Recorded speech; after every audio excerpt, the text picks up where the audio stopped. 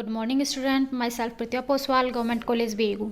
बच्चों, आज का जो टॉपिक है वो बीएससी सेकेंड ईयर के स्टूडेंट के लिए है, पेपर फर्स्ट का। आज हम यूनिट 4 का टॉपिक कर रहे हैं, spectral distribution of black body radiation and ultraviolet catastrophe.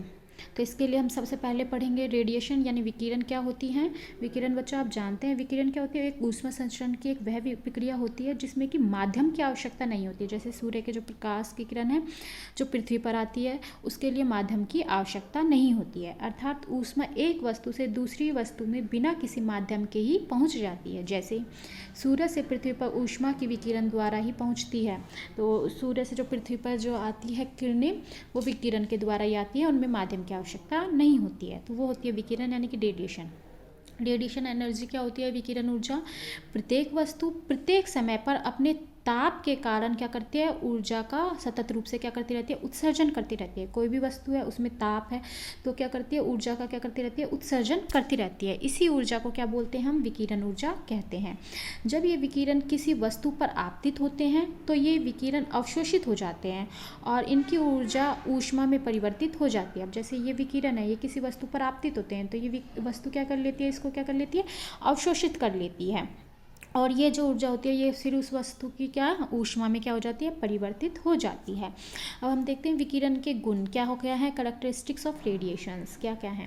पहला है विकिरण का जो संचरण है वो क्या होता है, एक सरल रेखा में होता है। एक सीधी रेखा में विकिरण क्या करती है, गति करती है।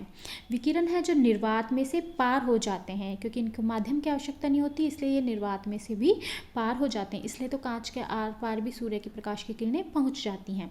ये जो विकिरण होते हैं ये प्रकाश के वेग यानी 3 × 10⁸ मीटर पर सेकंड से चलते हैं, और ये परावर्तन व अपवर्तन के नियम का क्या करते हैं, पालन करते हैं। परावर्तन और अपवर्तन के नियम का ये विकिरण क्या करते हैं, पालन करते हैं। विकिरण की जो तीव्रता है वो दूरी के वर्ग के क्या होती है, व्युत्क्रमानुपाती होती है, यानी कि विकिरण की तीव्रता आई है जो दूरी के वर्ग के क्या होती है, व्युत्क्रमानुपाती होती है, अर्थात ये इनवर्स स्क्वायर लॉ का क्या करते हैं, पालन करते हैं। नेक्स्ट, ये ऊष्मीय विकिरण जिस माध्यम से गुजरते हैं उसका ताप क्या रहता है, अपरिवर्तित रहता है, यानी कि ये जो विकिरण है वो जिस भी माध्यम से गुजरते हैं उसके ताप में कोई भी परिवर्तन नहीं होता है। नेक्स्ट है विकिरण संबंधी परिभाषा यानी कि डेफिनेशंस। तो इसमें फर्स्ट क्या है, ऊर्जा घनत्व है, यानी कि एनर्जी डेंसिटी क्या होती है। स्पेस के किसी भी बिंदु पर मात्रक आयतन में निहित 0 से इनफाइनाइट तरंग दैर्ध्य की विकिरण की ऊर्जा को क्या बोलते हैं, कुल ऊर्जा घनत्व कहते हैं। यानी कि किसी भी स्पेस में जो विकिरण है यानी अगर उनकी 0 से लेकर इनफाइनाइट तक की तरंग दैर्ध्य के विकिरण की जो ऊर्जा होती है उसको क्या बोलते हैं, कुल ऊर्जा घनत्व कहते हैं। इसे किससे व्यक्त करते हैं, इसे स्मॉल यू से व्यक्त करते हैं। नेक्स्ट है स्पेक्ट्रमी ऊर्जा घनत्व यानी कि spectral energy density. Spectral energy density क्या होती है, किसी भी बिंदु पर मात्रक आयतन में निहित तरंग दैर्ध्य, यानी एक निश्चित मान फिक्स होता है उसका, लैम्डा और लैम्डा प्लस जी लैम्डा के बीच की ही होती है। जैसे 0 से इनफाइनाइट होती है तो कुल ऊर्जा घनत्व हो जाएगी, और स्पेक्ट्रम में ऊर्जा घनत्व क्या होगी, इसमें इसका मान फिक्स होता है, लैम्डा और लैम्डा प्लस डी लैम्डा के बीच इसका मान क्या रहता है, फिक्स रहता है। तो इसके लैम्डा और लैम्डा प्लस डी लैम्डा के बीच के जो विकिरण है, विकिरण ऊर्जा को ही क्या बोलते हैं, स्पेक्ट्रमी ऊर्जा घनत्व कहते हैं। नेक्स्ट है ऊर्जा फ्लक्स यानी कि एनर्जी फ्लक्स क्या होता है, किसी भी पृष्ठ के क्षेत्रफल को प्रति सेकंड अभिलंबवत पार करने वाले, यानी कि किसी भी पृष्ठ के क्षेत्रफल को प्रति सेकंड यानी प्रत्येक सेकंड अभिलंबवत पार करने वाले 0 से इनफाइनाइट तरंग दैर्ध्य की कुल विकिरण ऊर्जा को क्या बोलते हैं, ऊर्जा फ्लक्स कहते हैं। और इसे किससे व्यक्त करते हैं, कैपिटल ई से व्यक्त करते हैं, यानी कि 0 से लेकर इनफाइनाइट तक की जो कुल ऊर्जा तरंग दैर्ध्य वाली ऊर्जा होती है इनको क्या बोलते हैं, ऊर्जा फ्लक्स कहते हैं। ऊर्जा फ्लक्स को ई व ऊर्जा घनत्व को स्मॉल यू से व्यक्त करते हैं, और इनमें जो संबंध होता है वो होता है ई = सी यू, जहाँ सी क्या है, 3 × 10⁸ मीटर पर सेकंड है, जिसे क्या बोलते हैं, प्रकाश का वेग कहते हैं। नेक्स्ट है उत्सर्जकता यानी कि इमिसिटिविटी क्या होती है। इमिसिविटी होती है किसी भी पृष्ठ के क्षेत्रफल से प्रति सेकंड उत्सर्जित, यानी कि यह कोई पृष्ठ है इसके क्षेत्रफल से 1 सेकंड से उत्सर्जित, किसी भी पृष्ठ के क्षेत्रफल से प्रति सेकंड उत्सर्जित 0 से इनफाइनाइट तरंग दैर्ध्य के बीच की सभी विकिरणों की मात्रा को क्या बोलते हैं, उत्सर्जकता यानी कि इमिसिटिविटी कहते हैं। इसे ई से व्यक्त करते हैं, कैपिटल ई से इसको क्या करते हैं, व्यक्त करते हैं। तो स्पेक्ट्रमी उत्सर्जकता यानी कि स्पेक्ट्रल इमिसिविटी क्या होती है, किसी भी पृष्ठ के क्षेत्रफल से प्रति सेकंड उत्सर्जित, इसमें फिक्स होता है लैम्डा और लैम्डा प्लस डी लैम्डा, यानी कि 0 से इनफाइनाइट तक की तरंग दैर्ध्य अगर उत्सर्जित होती है तो वो तो उत्सर्जकता, लेकिन एक फिक्स तरंग दैर्ध्य यानी कि लैम्डा तथा लैम्डा प्लस डी लैम्डा के बीच की तरंग दैर्ध्य उत्सर्जित होती है तो उसको बोलते हैं स्पेक्ट्रमी उत्सर्जकता। तो किसी भी पृष्ठ के क्षेत्रफल से प्रति सेकंड उत्सर्जित लैम्डा और लैम्डा प्लस डी लैम्डा के बीच के विकिरण की मात्रा को स्पेक्ट्रमी उत्सर्जकता कहते हैं, और इसे किससे व्यक्त करते हैं, ई लैम्डा से व्यक्त करते हैं। तो E इक्वल टू क्या होता है, 0 to infinite e lambda d lambda. अब है वस्तुओं के परावर्तक, पारगमन और अवशोषण गुणांक, यानी reflection, transmission and absorption coefficient क्या होते हैं। किसी भी पृष्ठ पर आपतित विकिरण का कुछ भाग, यानी कि ये कोई पृष्ठ है, इस पर कोई विकिरण क्या हो रही है, आपतित हो रही है, ठीक है। तो ये आपतित विकिरण का इसका कुछ भाग तो क्या हो जाता है, परावर्तित हो जाता है, कुछ भाग ये वस्तु क्या कर लेती है, अवशोषित कर लेती है, और कुछ भाग इस वस्तु को क्या कर देती है, ये पारगमित कर देती है। तो किसी भी पृष्ठ पर आपतित विकिरण का कुछ भाग परावर्तित, कुछ भाग पारगमित और कुछ भाग अवशोषित हो जाता है, ठीक है। तो कुछ भाग अवशोषित हो जाता है, तो इसको यानी कि अगर टोटल हमारी जो ऊष्मा है वो Q है, तो कुछ भाग रिफ्लेक्ट हो जाएगा, तो मान लो कुछ भाग जो रिफ्लेक्ट हुआ उसको R से व्यक्त कर दिया, कुछ भाग ट्रांसमिट यानी पारगमित हो गया, और कुछ भाग उसका अब्जॉर्व हो गया, तो यानी कि टोटल होगा वो इनमें क्या हो जाएगा, डिवाइड हो जाएगा।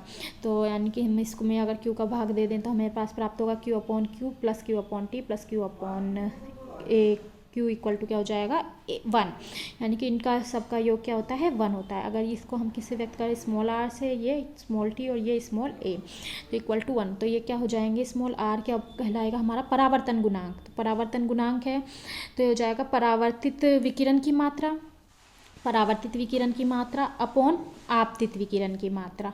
कैपिटल Q है आपतित, तो ये परावर्तित विकिरण की मात्रा अपॉन आपतित विकिरण की मात्रा है, यानी कि QR अपॉन कैपिटल Q। इसी प्रकार से स्मॉल t क्या हो जाएगा, पारगमन गुणांक, इसको लिखेंगे हम पारगमित विकिरण की मात्रा QT और आपतित विकिरण की मात्रा कैपिटल Q, ठीक है। इसी प्रकार से स्मॉल a यानी कि अवशोषण गुणांक क्या होगा, अवशोषित विकिरण की मात्रा QA और आपतित विकिरण की मात्रा कैपिटल Q। तो ये हमारे थे परावर्तन गुणांक, पारगमन गुणांक और अवशोषण गुणांक। अब हम पढ़ेंगे एक वर्णीय अवशोषण गुणांक, यानी कि मोनोक्रोमेटिक अब्जॉर्प्शन कोफिशिएंट क्या होता है। किसी भी पृष्ठ के मात्रक क्षेत्रफल द्वारा लैम्डा व लैम्डा प्लस डी लैम्डा तरंग दैर्ध्य के अवशोषित विकिरण की मात्रा तथा उसी समय आपतित विकिरण की मात्रा के अनुपात को क्या बोलते हैं, एक वर्णीय अवशोषण गुणांक कहते हैं। यानी मान लो कोई ये पृष्ठ है, इस पर कोई विकिरण क्या हुई, आपतित हुई, और उसी वक्त ये विकिरण इस पर क्या हुई, अवशोषित विकिरण। तो अवशोषित विकिरण अपॉन आपतित विकिरण के अनुपात को क्या बोलते हैं, एक वर्णीय अवशोषण गुणांक कहते हैं, और इसे ए लैम्डा से व्यक्त करते हैं। यानी कि यदि अवशोषण गुणांक ए है तो ए इज इक्वल टू अगर 1 है तो इसका मतलब क्या है कि कोई भी वस्तु पर जो भी जितनी भी किरणें आपतित हो रही हैं वो सभी की सभी क्या हो जाती है, अब्जॉर्ब हो जाती है, अगर ए इज इक्वल टू 1 है तो। यानी कि अर्थात हम कह सकते हैं वस्तु अपने पृष्ठ पर आपतित सभी तरंग दैर्ध्य के विकिरणों को पूर्णतः क्या कर लेता है, अवशोषित कर लेता है, और उस वस्तु को क्या बोलते हैं हम, कृष्णिका यानी कि ब्लैक बॉडी कहते हैं, ठीक है। अब यदि वस्तु के लिए R इक्वल टू 1 और A और T इक्वल टू 0 हो तो हम क्या कहेंगे कि वो वस्तु पूर्णतः क्या है, परावर्तक है, यानी परफेक्टली रिफ्लेक्टर है, यानी वो अपने पर अवशोषित होने वाली सभी विकिरणों को क्या कर देती है, परावर्तित यानी रिफ्लेक्ट कर देती है। और यदि R और A इक्वल टू 0 और T इक्वल टू 1 है तो इसका मतलब वस्तु क्या है, पूर्णतः पारदर्शी यानी परफेक्टली ट्रांसपेरेंट है, यानी कि इस पर जो भी विकिरण इस पर अवशोषित वो आपतित होते हैं सभी पारगमित हो जाते हैं। अब हम देखते हैं आदर्श कृष्णिका यानी परफेक्टली ब्लैक बॉडी क्या होती है। वह वस्तु जो उस पर आपतित विकिरण का पूर्णतः अवशोषण कर ले, जो चाहे वो आपतित विकिरण की तरंग दैर्ध्य क्या हो, कुछ भी हो, वो क्या कहलाती है, आदर्श कृष्णिका कहलाती है ना। कि जैसे मान लो ये कोई वस्तु है, इस पर जितनी भी किरणें आपतित हो रही हैं वो सभी इस पर क्या हो जाती है, अब्जॉर्ब हो जाती हैं, तो वो क्या कहलाती है, आदर्श कृष्णिका कहलाती है। और आदर्श कृष्णिका को जो एग्जाम्पल होता है वो क्या होता है, यह सदैव क्या होती है, पूर्णतः काली होती है, चाहे आपतित विकिरण किसी भी रंग का हो, यानी कि जैसे पीला हो, हरा हो, लाल हो, किसी भी रंग का विकिरण आपतित हो, लेकिन ये सदैव क्या होती है, काली होती है, ब्लैक बॉडी, जैसे काजल या प्लेटिनम ब्लैक। अब हम देखते हैं ब्लैक बॉडी रेडिएशन यानी कि कृष्णिका विकिरण क्या होता है। किसी भी कृष्णिका से, कृष्णिका यानी एक ब्लैक बॉडी जो कि जैसे अभी मैंने बताया काजल, प्लैटिनम ब्लैक आदि, किसी भी कृष्णिका से उत्सर्जित विकिरण को क्या बोलते हैं? कृष्णिका विकिरण कहते हैं। तो ल्यूमर और प्रिंगजाइम दो साइंटिस्ट थे, उन्होंने 1899 में कृष्ण पिंड को क्या कहा, विभिन्न तापों पर रखकर उत्सर्जित विकिरण का क्या किया था? अध्ययन किया था, जिससे उन्होंने कुछ निष्कर्ष निकाले थे। वो क्या थे?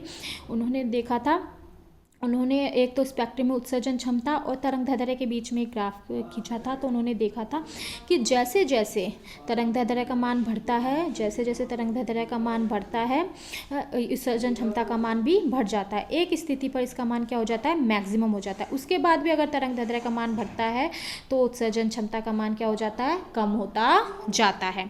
तथा जैसे जैसे इसमें क्या टेम्परेचर क्या होते हैं? इंक्रीज होते जाते हैं। पहले 100 केल्विन, 50, 100 केल्विन, जैसे जैसे टेम्परेचर बढ़ते जाते हैं, इनकी जो लैम्डा एम है, इनका मान क्या होता जाता है? कम होता जाता है। ठीक है, तो ये इन्होंने इस प्रकार से कुछ रिजल्ट निकाले थे, निष्कर्ष निकाले थे। तो उनकी निष्कर्ष क्या क्या है वो देख लेते हैं।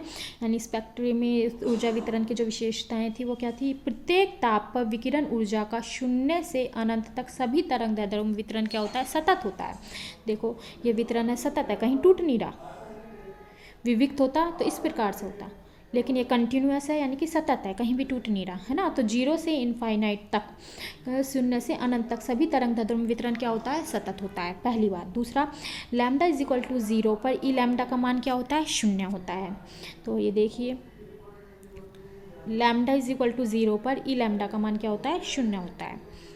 फिर तरंग दैर्ध्य लैम्डा के बढ़ने पर ई लैम्डा का मान भी क्या होता है? बढ़ता जाता है। और एक निश्चित लैम्डा एम पर ई लैम्डा का मान क्या हो जाता है?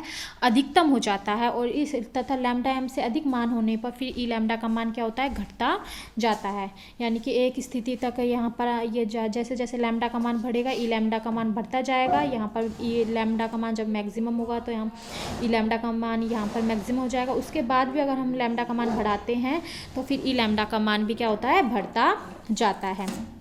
यानी कि लैम्डा एम से अधिक मान होने पर ई लैम्डा का मान घटता है।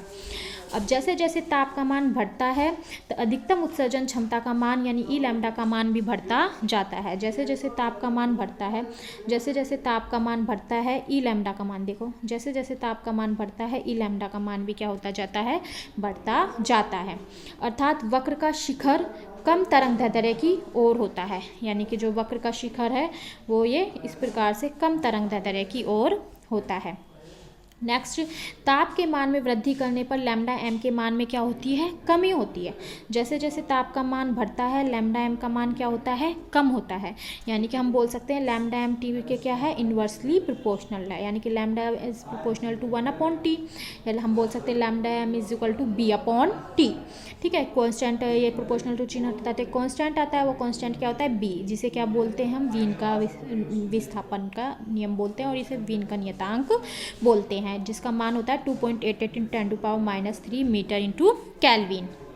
नेक्स्ट, जैसे जैसे पिंड का ताप बढ़ता है किसी भी तरंग दैर्ध्य लैम्डा के विकिरण की उत्सर्जन क्षमता यानी ई लैम्डा का मान भी क्या होता है? ताप के साथ तेजी से बढ़ता है। यानी कि ई लैम्डा इज प्रोपोर्शनल टू होता है T⁵, कि जैसे जैसे ताप बढ़ेगा ई लैम्डा का मान भी बढ़ता जाएगा। नेक्स्ट क्वेश्चन है टॉपिक निष्कर्ष, कृष्णिका का ताप जितना अधिक होता है उसकी उतनी ही अधिक ऊर्जा क्या होती है? उत्सर्जित होती है। यानी जितना अधिक ताप होगा उतनी ही अधिक ऊर्जा उत्सर्जित होती है। अर्थात वक्र का लैम्डा अक्ष के साथ जो घिरा हुआ क्षेत्रफल वो T⁴ के क्या होता है? समानुपाती होता है। यानी कि ई लैम्डा इज प्रोपोर्शनल टू होता है T⁴, प्रोपोर्शनल टू चिन्ह हटता है तो एक कॉन्स्टेंट आता है जो कि क्या होता है? सिग्मा, जहाँ सिग्मा एक कॉन्स्टेंट है या नियतांक है जिसे क्या बोलते हैं? स्टीफन नियतांक कहते हैं। और इसका मान होता है 5.267 × 10⁻⁸ वाट इंटू मीटर स्क्वायर केल्विन 4। तो ये था ब्लैक बॉडी रेडिएशन के कुछ निष्कर्ष। अब हम देखते हैं कि चिरसम्मत सिद्धांत पर आधारित कृष्णिका विकिरण वितरण के नियम यानी black body radiation distribution law based on classical theory. तो सबसे पहला जो इसका नियम है वो है वीन का विकिरण नियम, यानी जिसे हम बोलते हैं वीन रेडिएशन लॉ। वही ल्यूमर और प्रिंगजाइम के द्वारा जो प्राप्त कृष्णिका के विकिरणों में ऊर्जा वितरण वक्रों की व्याख्या करने के लिए वीन ने वीन जो साइंटिस्ट थे, जो विल्यूमर और प्रिंगफिशर ने कृष्णिका विकिरणों के लिए व्याख्या की थी, उसको उन्होंने अपने ऊष्मागति के आधार पर समझाने की कोशिश की थी। उन्होंने कहा था कि किसी भी दिए गए ताप पर लैम्डा और लैम्डा प्लस डी लैम्डा के मध्य विकिरणों के लिए कृष्णिका की स्पेक्ट्रमी उत्सर्जन क्षमता यानी ई लैम्डा डी लैम्डा बराबर क्या होती है, ए अपॉन लैम्डा की power 5 f lambda t d lambda होती है। चूंकि f lambda t equal to क्या होता है, ई की पावर माइनस ए अपॉन लैम्डा टी, जहाँ ई लैम्डा डी लैम्डा फिर इसलिए क्या हो जाएगा, E lambda d lambda equal to होता है ए ई की पावर माइनस ए अपॉन लैम्डा टी और डी लैम्डा अपॉन लैम्डा की पावर 5। और यही विकिरण वीन का क्या है, विकिरण नियम कहलाता है, वीन रेडिएशंस लॉ कहलाता है। और जो यह नियम जो होता है ये केवल लघु तरंग दैर्ध्य यानी कि लो वेवलेंथ के लिए ही सत्य माना गया है, दीर्घ तरंग दैर्ध्य के लिए यह नियम सत्य नहीं होता है।